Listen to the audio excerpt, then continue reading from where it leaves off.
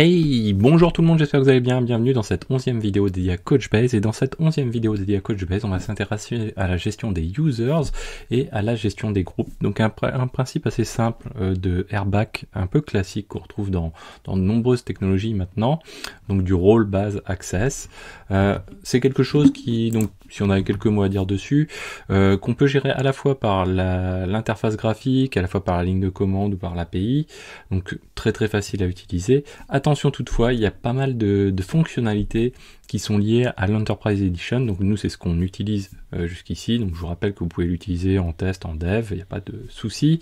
On retrouve ça donc dans la partie Security donc de l'interface graphique. Si on se rend ici dans Security, on va retrouver Security. Voilà, on va retrouver ici tout un tas d'éléments qui retournent de l'identification, de l'authentification.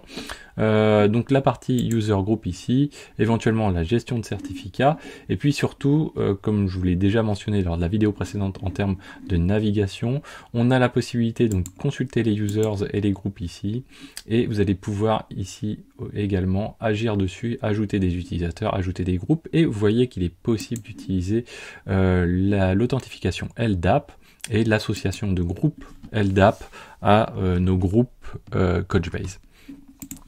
Un utilisateur donc un groupe peut contenir un à plusieurs utilisateurs, un utilisateur peut appartenir à un ou plusieurs groupes, et également en plus d'être attaché à des groupes, peut avoir des droits spécifiques à lui-même. Voilà, donc on a la possibilité, comme je vous le disais, de mapper également les groupes LDAP avec les groupes Couchbase, donc ça aussi c'est un autre atout assez intéressant. Alors on va commencer tranquillement, on va se faire juste un petit test. Il y a la documentation Couchbase qui est vraiment très bien faite sur tous ces aspects-là. Vous tapez Manage User par exemple pour Couchbase dans Google ou dans votre moteur de recherche préféré, et vous allez retrouver tout un tas d'informations, y compris les éléments, donc la ligne de commande et comment on traite cette ligne de commande. On va le faire un petit exemple après. Donc nous on s'est rendu dans Security.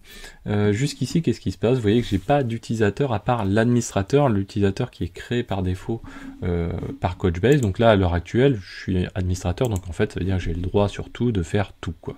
Donc ce qui est assez logique. On va créer un nouvel utilisateur. Donc si je crée un utilisateur simple sans appartenance à des groupes, je vais cliquer sur Add User en haut à droite ici. Et en cliquant sur Add User, je vais pouvoir créer un utilisateur, par exemple U1, pour User 1, et un password, ici, très simplement. Et derrière, donc là, vous avez la possibilité d'associer cet utilisateur à des groupes, ou simplement lui affecter les rôles qui vont avec. Donc, pour un groupe donné, on va pouvoir donner des rôles, et pour un utilisateur donné, on peut affecter des rôles et des groupes, et donc les rôles qui sont associés à ce groupe. Par exemple là, ce qu'on peut faire, c'est on peut dire que cet utilisateur U1 peut avoir les droits entiers d'administration. Nous, alors juste pour l'exemple, on va dire, tiens, on va se rendre dans Bucket, et on va dire que non, on va dire simplement qu'il a juste les droits de faire du search en mode reader, et là, à ce moment-là, on va pouvoir lui préciser, on va dire qu'il a accès uniquement au bucket Xavki. Donc là, le bucket est aussi une zone importante pour définir l'étendue, le périmètre d'accès, et vous voyez que là, on va faire appel, donc on verra ça plus tard, au scope et aux collections. Ça rappelle les schémas quand on a des bases de données comme Oracle, par exemple. On va dire que là, il accède à tout, et on ajoute. Donc, pas oublier de cliquer sur Add. Donc là, vous voyez que sur le bucket Xavki, à ce moment-là, en mode Search Reader, donc là si vous avez toujours la petite info bulle, ça veut dire qu'en gros on va pouvoir utiliser du full text search pour pouvoir faire de la lecture simplement sur le scope en question. Donc là on va cliquer sur Add User, et bien sûr je ne sauvegarde pas ça, et je vais me déconnecter. Donc si je fais Sign Out, on retourne ici, donc U1, et hop là, ouais, j'ai dû hop, je crois que j'ai mis un U majuscule, voilà. Et là vous voyez que tout de suite on n'a plus accès à la même chose. On a l'accès au dashboard, mais on n'y visualise rien, puisqu'en fait on n'a pas les droits de lecture proprement dit. On peut voir simplement les serveurs qui sont présents. Sur les serveurs, on peut même pas cliquer dessus, quoi. Donc on a la possibilité, mais on n'y voit rien. On a juste de la consultation. Sur le bucket, également juste de la consultation. Vous voyez qu'on n'a pas les boutons habituels où on peut faire des modifications. Et dans les settings, bien sûr, on peut uniquement consulter les settings et ne rien faire dessus. Par contre, dans l'onglet Search, là, on va pouvoir utiliser les index qui existent déjà. Alors là, en l'occurrence, on n'a pas d'index, donc on va rien pouvoir faire du tout. Donc ça, c'est un premier exemple. Ensuite, ce qui est possible de faire pour notre utilisateur, donc on va revenir en mode admin. Pour notre utilisateur, donc on va dire, tiens, on va créer un groupe. Donc si j'ajoute un groupe, donc je n'ai pas besoin forcément d'être sur groupe, hein, mais là j'ai pas de groupe. Donc je vais cliquer sur add group, pardon. Je vais créer un groupe G1. Et ce groupe G1, ce que je vais lui permettre, c'est l'administration du bucket Xavki. Donc vous voyez que le étoile, c'est bien sûr la totalité. Sinon, on va sélectionner les buckets sur lesquels on veut avoir un accès. Alors ces authentifications, elles sont valables bien sûr pour l'interface graphique, mais pas seulement. C'est valable bien sûr aussi pour tout ce qui est client. Donc les droits que vous affectez là sont aussi pour les droits clients. Donc on va sauvegarder. Alors l'idéal c'est de mettre une petite description, dire que le groupe 1 correspond à etc. Voilà.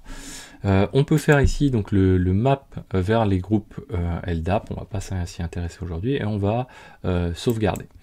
Donc là, pour l'instant j'ai qu'un groupe. Ce que je veux c'est que mon user U1 dispose des droits de ce groupe, donc je vais aller pouvoir éditer mon user à cet endroit là et je vais pouvoir cliquer sur groupe ici et cocher la case G1. Je sauvegarde. Si je me déconnecte et que je me reconnecte en tant que U1, hop là, voilà, je retourne sur mon interface graphique et là tout de suite j'ai autre chose, c'est-à-dire que je peux consulter les données du bucket Xavki. Donc là j'ai bien les datas, j'ai toujours l'accès au serveur avec quelques informations supplémentaires par rapport à ce qu'on avait précédemment, mais je peux toujours pas faire de modification. Si je vais sur le bucket, j'ai le bucket Xavki. Là en l'occurrence, vous voyez que j'ai le droit de gérer ce bucket, donc je vais aller éditer ce bucket, lui donner plus de RAM ou moins de RAM suivant le besoin. Le cross data center replication, hop là, bon, il est en train de mouliner. Logiquement, on n'a pas de droit disponible dessus. Et puis au niveau du cluster, bien sûr, on a juste les droits de consultation simplement, mais on va pas pouvoir les modifier de paramètres. Voilà. Ensuite, on a l'accès toujours au log possible et le search, on reste dans cette partie-là, la partie qui est dédiée au groupe. Et donc là, en l'occurrence, comme on n'a pas d'index créé, on va pas pouvoir faire de consultation. Donc là, je peux me déconnecter, me reconnecter en tant que Xavki. Et là, on va s'intéresser maintenant à la possibilité de faire ces modifications, mais en mode ligne de commande. On va créer un user en ligne de commande, tout simplement. Donc, si je vais dans Setting, hop là, dans Security à chaque fois. Donc, dans User, j'ai que l'utilisateur 1. Eh bien, on va pouvoir utiliser la ligne de commande. Alors, il existe plusieurs. On va pouvoir gérer les users, on va pouvoir gérer les groupes, etc. Tout se passe donc ici dans alors var opt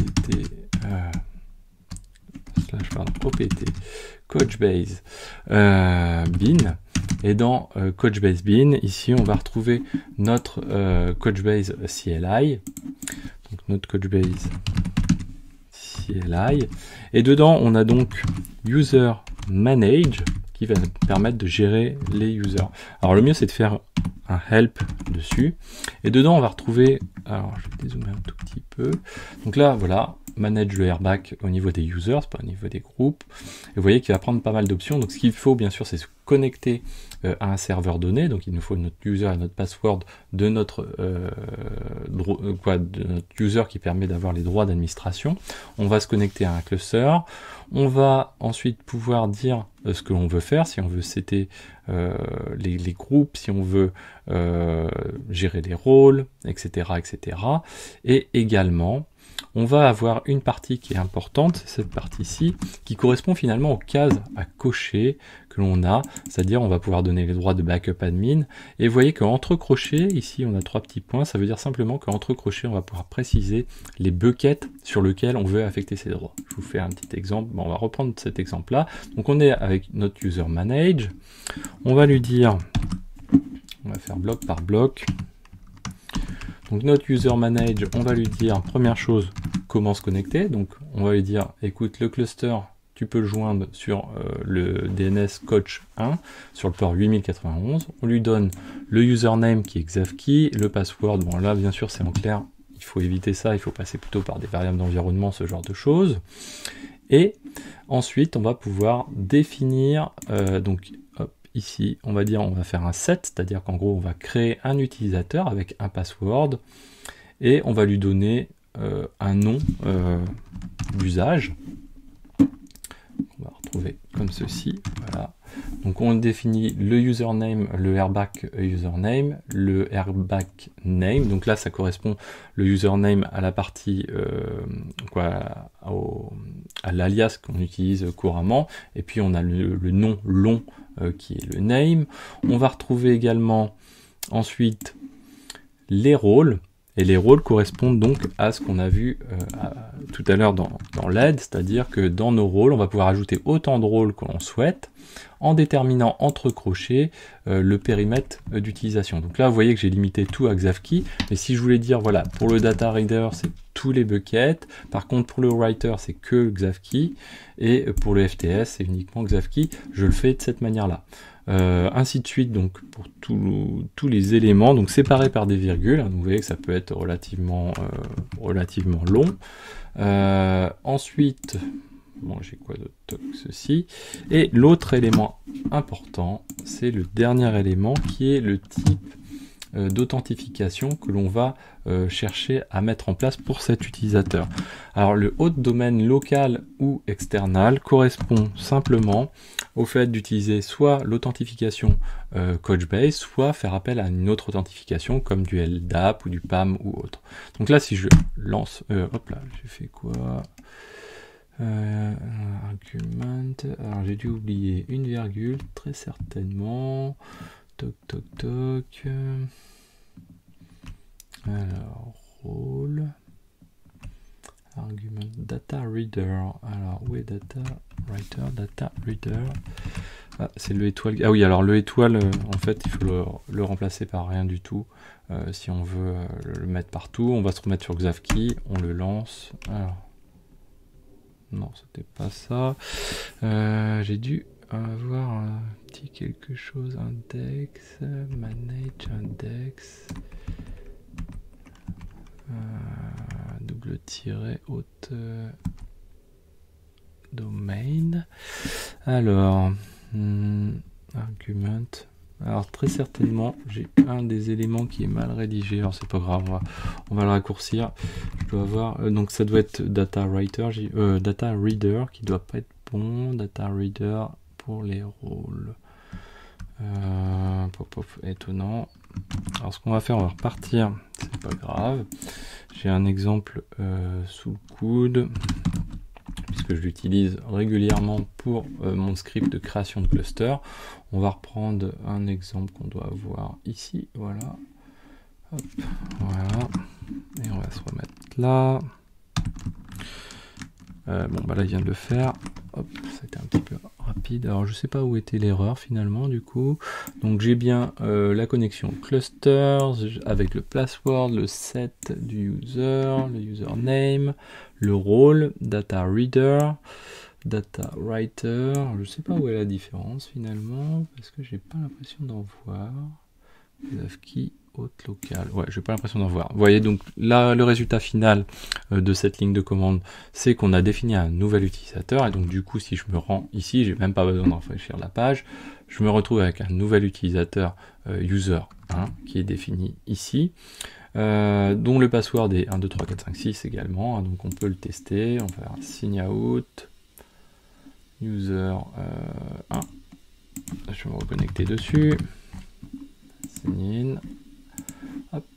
Et donc, du coup, on se retrouve avec un nouvel utilisateur qui lui a des droits sur le bucket Xavki. Alors, je sais pas quel droit il a. On a surtout le data reader. Donc, le data reader, ça va être la possibilité de faire des requêtes sur ce bucket là. On va pouvoir rechercher les documents sur ce bucket. Alors, ouais, ça a l'air de. Donc, comme je suis en local sur des VM locales, là, a priori, ça a l'air de mouiner un petit peu. On va limiter à un document.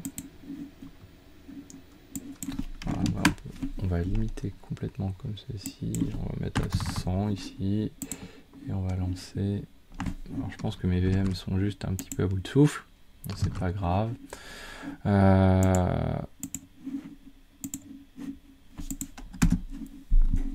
Ouais, je pense que là j'ai mes VM qui sont un petit peu à bout de souffle. Bon, c'est pas grave. Donc du coup là, on a la possibilité de requêter donc les data en mode reader. On a la possibilité d'injecter de la donnée, donc avec le query, on va pouvoir insert de nouveaux documents dans ce bucket sans problème. On va pouvoir faire du FTS, sauf que là bon, on n'a pas d'index, donc ça va pas nous donner grand chose. Ici, hop. Éventuellement on va pouvoir aller faire de la modification ou de la création d'index si on le souhaite, et puis je pense que c'est à peu près tout. Voilà, donc j'espère que cette vidéo vous a plu, n'hésitez pas à la partager. Alors je sais pas pourquoi il mouline tant que cela ici, ouais, voilà, il est paumé. Bon, c'est pas grave. Si, là, ça y est, il vient de me retourner un document, magnifique. Là, je le relance. Et voilà, donc là, ça y est, j'ai récupéré un petit peu de RAM et c'est bon. Voilà, donc j'espère que cette vidéo vous a plu. N'hésitez pas à la partager, à mettre des pouces bleus, à commenter. N'hésitez pas à cliquer sur rejoindre pour soutenir la chaîne, à vous abonner. Et moi, je vous dis à très bientôt sur Xavki.